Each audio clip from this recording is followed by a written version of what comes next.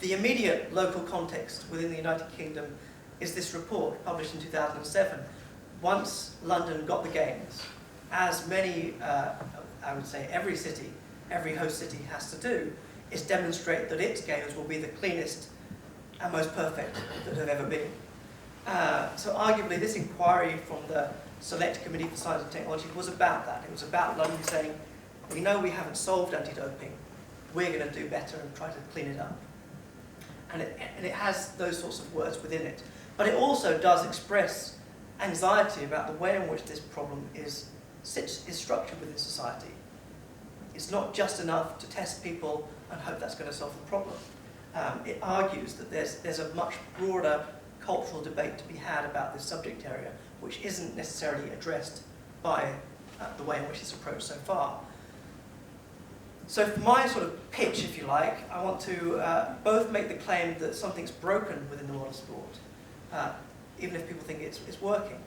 And I'll begin by talking briefly about anti-doping and why I think that's the case, but expand that to looking at why this concept of the transhuman games is something that is imminent, if not already here.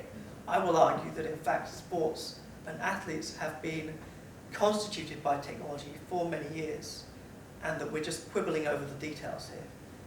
So I want to argue that anti-doping doesn't work, in the sense that it doesn't address the underlying context within which performance enhancement occurs. And indeed, that notion, doping, misleads us into thinking that there's a particular way in which we ought to look at this morally. Just to emphasize this a bit further, in case it hasn't hit home, I really don't think anti-doping is working. I don't think it addresses the ethics of sport adequately, in that I don't think anti-doping is consistent with the ethics of sport.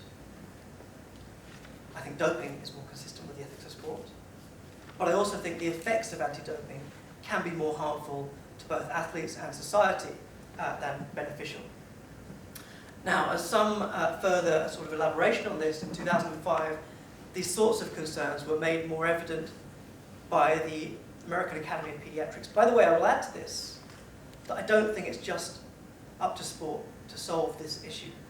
I think that's really crucial, and it's partly why these debates aren't just about sport. They're about trends within society, changes in cultural habits, and indeed the way in which both performance and identity are changing over time.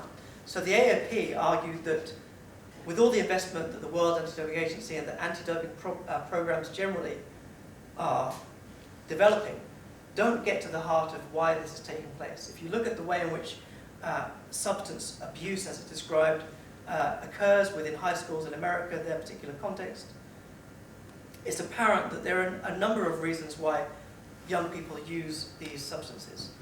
Elite sports is one of them, but it's only one of them. So this use of substances is only one part of the broader culture of use that takes place. And they make these observations. These are quotes from the AAP statement. So they focus a lot on body image. It's not just about being the best performer. A lot of young people aren't interested in sports at all. They just want to look good in front of others. So there's a very strong sense that this is also about identification and self-image. There are questions about whether drug testing is a sufficient deterrent for athletes that want to enhance their performance. This is a debate that's gone on not just within sports, but drugs in general. The argument tends to go, well, it's one thing to say that it doesn't work, but that doesn't mean we should allow it because it sets a bad precedent and so on. But nevertheless, whether it's effective or not is something we should ask. People also talk about the amount of money that's invested into anti-doping and argue whether this is justifiable or indeed effective in addressing that broader cultural habit that the AAP identifies. So the context within which this moral landscape of anti-doping rhetoric occurs is something that is founded on questionable values. And there are 3 points I think we can advance in response to that.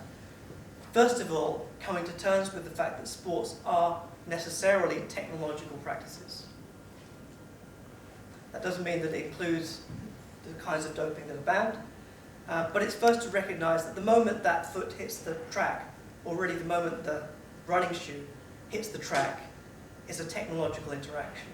and the context within sports, within which sports occurs, is technological. In the 1980s, people often talk about javelin throwers in the 1980s. And there's a big problem with javelin throwing in the 1980s. People were getting too good. And if you're in an arena and the javelin throwers are getting too good, the spectators may find themselves in need of some kind of shield. So what do?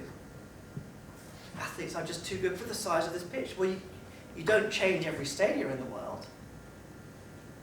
You change the javelin. So the point is that this performance is constituted by the specific characteristics and dimensions of the technologies that athletes are using.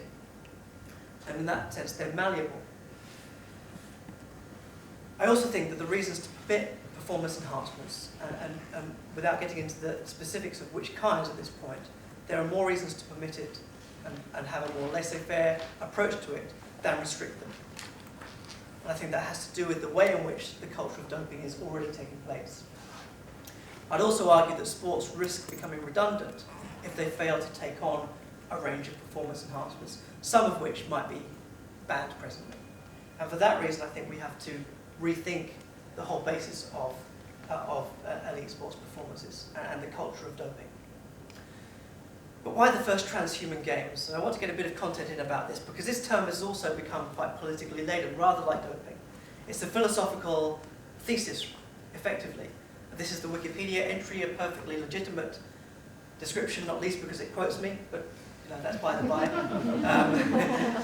But it's described here as an intellectual movement, and it is. I think that you could talk about this as a philosophical idea.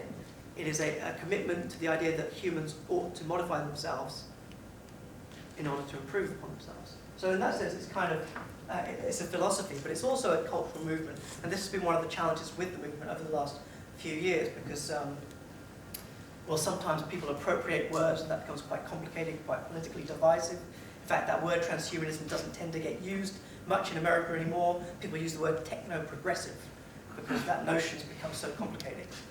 And they get appropriated by different discourses that then people feel quite uncomfortable about using the term. But we can treat it on that basis. The transhuman view is one that believes that we should try to, the human subject was a half-baked project. At least we need to think about ourselves in that way. It's still in the process of development and evolution. And to that extent, we need to think about what is our response to that. In 2004, Francis Fukuyama argued that transhumanism was the world's most dangerous idea. And this was in a piece that was a full edition in Foreign Policy about the world's most dangerous ideas. So he argued that the concern he has is when biotechnology becomes available for not just therapeutic uses, but enhancing purposes. When people are able to choose these things for lifestyle rather than medical need. His argument was that when this happens, we will find ourselves in all kinds of trouble, and society will collapse. We see intimations of this already. So, for example, if you're a university student in the US and you've got anxieties about your exams and you can't sleep or you can't concentrate, you go to your GP and you're likely to be given something that will help you do that. So for all intents and purposes, we perhaps are creating a generation of young people that are passing exams with some kind of medication allowing them to do that. And then there's a whole debate about whether this is overprescription and medicalization, and whether these are real problems, or whether we're just becoming more willing to allow people to do it. But if we start with this idea that sports are inherently technological practices, then it's not to say that the human isn't present. The thesis that sports are about technology isn't to say that it's not about the human athlete, the individual who's at the start line about to run a race. Of course it is. It's centrally about that, irrespective of how much technology you pour into the sports. So this thesis doesn't mean to say that it's not about that human endeavour. And I think that remains the case, irrespective of how much technology is part of that sport. But it's to acknowledge that technology is an intrinsic part of these sports, that they are constituted in various ways and to various degrees. So whether it's running suits, whether it's a cycle, all these different technologies are ways in which athletes are not just modifying their performances, but also constituting new performances.